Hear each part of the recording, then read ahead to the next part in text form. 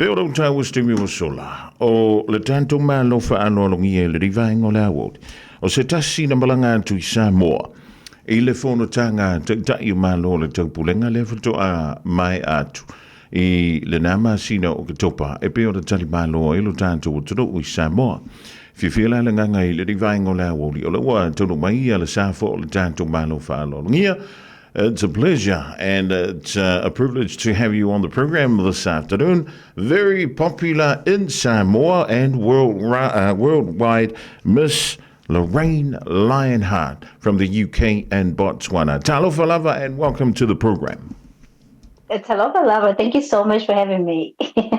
You have become an internet sensation in Samoa and the Pacific and, of course, worldwide for your presence in Samoa. How did you get to Samoa? How did you get selected to be in Samoa for Chogam, Miss Lorraine? Oh, well, first of all, I just want to say a big thank you to the people of Samoa for that warm welcome. I was expecting them to be so nice and kind because, I've seen a lot about their culture before, but they still exceeded what my expectations were. So I just want to take this opportunity to also say thank you so much for the love. So basically, I went to Chogam as a musician. I'm a singer-songwriter and I'm also a music academic. Almost about to complete my PhD in music here with the University of London. So I've worked with the Commonwealth Resounds, which is an organization based here in the UK, and they do a lot of the Commonwealth events for the music and entertainment side. So I've worked with them for several years, and this is my second program actually. And yes, so I went to Samoa to participate mainly for the entertainment. Wow. Was this your first time ever setting foot in our beautiful island of Samoa? Yes, it was my first time, and I have a feeling I'll keep coming back, and probably next time I'll stay longer, bring my family along as well. Now, did it? From what you read and what you heard before setting foot in Samoa, was there justice for you being there and what you've been told before?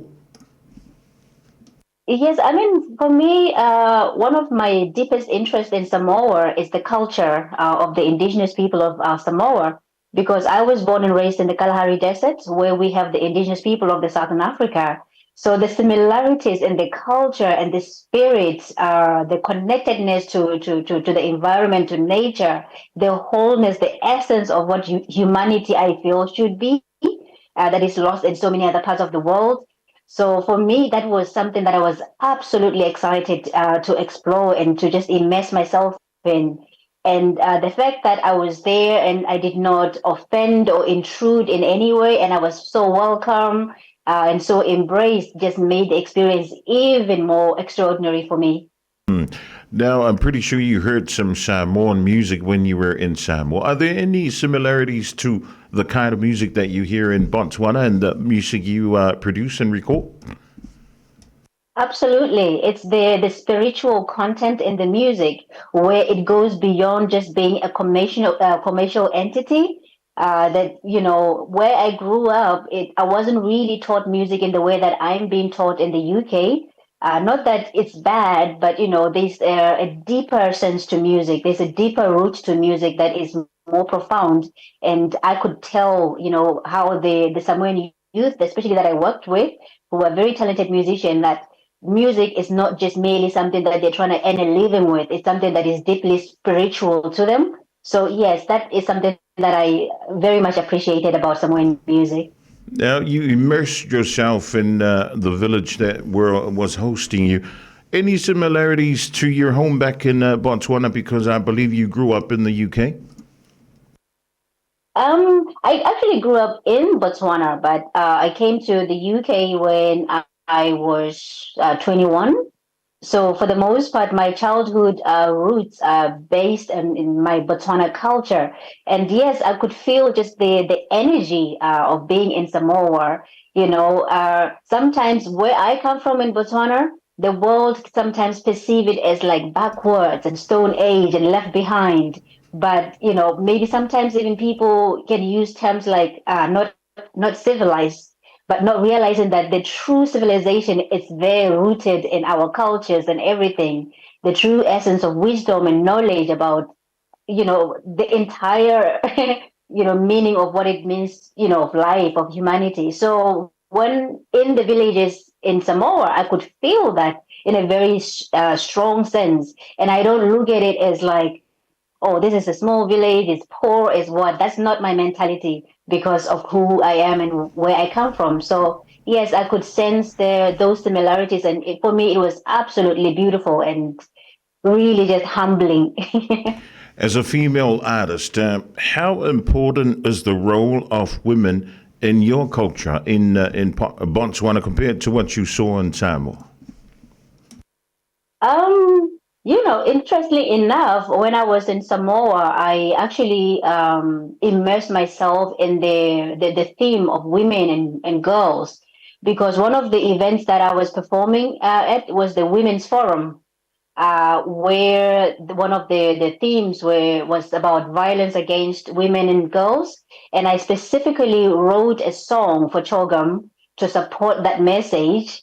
And that I performed it for the first time there in Samoa, and then connecting with the young girls and the women in Samoa was very powerful for me, to a point where even though I did not have a lot of time in Samoa, I knew I had to film the music video for this song in Samoa. So, for me, it uplifted me, interacting with women in Samoa, it uplifted me in such a way because, as an artist going around, especially, a woman that looks physically different from other people, when I go to several other parts of the world, in most cases, the embrace is from the opposite sex. But in Samoa, I could see how the women were literally naturally connecting with me without, I didn't have to try so hard. And, they just saw me as a sister. So, yeah. Can you tell us a bit about your song? It's a symphony. Tell us a bit about what's going on throughout the song. So the symphony, it was actually the relay Commonwealth, the relay song that the Commonwealth put it out there for many artists in Commonwealth countries to do their versions of it. So I decided to come up with a recorded version that celebrated African culture, and I went to Southern Africa, to South Africa, and I engaged people from Zambia and other Commonwealth countries, Botswana, and I actually worked with over 1,500 people to create a video that was very well taken by the Commonwealth community. But the song, for me, my message was about the unity, about the recognition that we are literally one. And, the more time I spend in Samoa, the more I recognize that it doesn't matter that I traveled 52 hours to get there. We are still one. We are one people. Now, what kind of music are you into, Lorraine? You're a singer-songwriter. What kind of music? Is it originally Botswanan music, or is it a mixture? I try not to restrict myself to any particular genre. So I've tried all sorts of genres, just because I'm just fascinated with cultures worldwide, influences from everywhere in the world. But I always, of course, have a strong sense of Africa in my music, and not particularly just Botswana, from all around the countries. For example, I have songs in almost, I think it's 17 now, 17 different African languages. Wow. And I don't speak most of those languages. I only speak 6. But I've learned to sing in those different languages. Hopefully next time I go to Samoa, I will sing a song in Samoan language too. All right. Well, you've immersed yourself in Samoan and the Samoan culture. What's one aspect of our Samoan culture that you can never forget, that will make you want to go back for more? Because it's not just me that saw what you posted from Samoa, that you were looking for a man in Samoa, Lorraine. Well, I mean, you can't help but be so interested, so attracted to the energy, the essence of Samoa, and but I think one of the main things that I will miss the most about Samoa is just the people's sense of humor. And and it's quite interesting because I was like, wow, another person could easily take it a different way if they don't understand it and maybe feel like they're being mocked or whatsoever. But for me, I just blended in with that sense of humor, and I love the laughter, the way they try to make a light situation out of everything, and I love all that. So I think that's my favorite part. All right. Now, will we ever see you back in Samoa anytime soon? Absolutely. I think within the next 6 months, I will definitely come to Samoa. I would love to work with the Ministry of Women in Samoa. And, I would love to work with the young people that I worked with before and more in Samoa. So, and like I said, I would still really want the opportunity to record a song in Samoan language. And I feel like actually the environment in Samoa just is perfect for songwriting, for creativity. I could go there for 6 months and literally come up with the most beautiful album. All right. Well, what's going to happen with you within the next month before you head back to Samoa? Well, on the 2nd of December, which is selfishly my birthday, I've decided to release, premiere the beautiful video that I shot in Samoa. So I'm looking forward to that and how they're going to take it. And I think they would love it. And I'm doing so much to make sure that it's the highest quality. It promotes Samoa in a good light. And it also has a powerful message for women and girls around the world. So yes, I think that's the main thing that I'm working on at the moment, just to make sure that it aligns and it's respectful to Samoa, and it sends back my love to Samoa as well.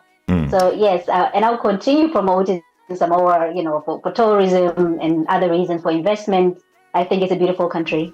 Now, before you send your regards to all our listeners and audience this afternoon, if you say you're looking for a Samoan man, what qualities will you be looking for, Lorraine? I guess I'm a sucker for a good heart. But I think that's very easy to find in Samoa. And, Samoan men are like very strong. So already I feel safe and protected. Well, I'm pretty sure you won't have to work hard to find a good man back in Samoa when you travel next year. Well, final word to everybody, and especially those you worked with in Samoa during the Chokom 2024. Well, final words is just to say a big thank you once again, and I love you so much, and I can't wait to see you again. And please keep hold and protect that culture, that beautiful culture. Never let it go. So that's my final words.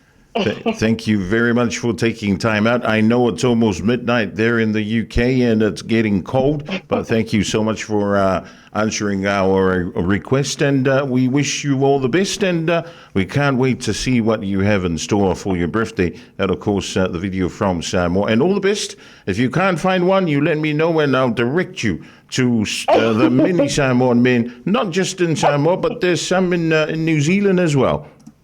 I'm actually going to hold you to that.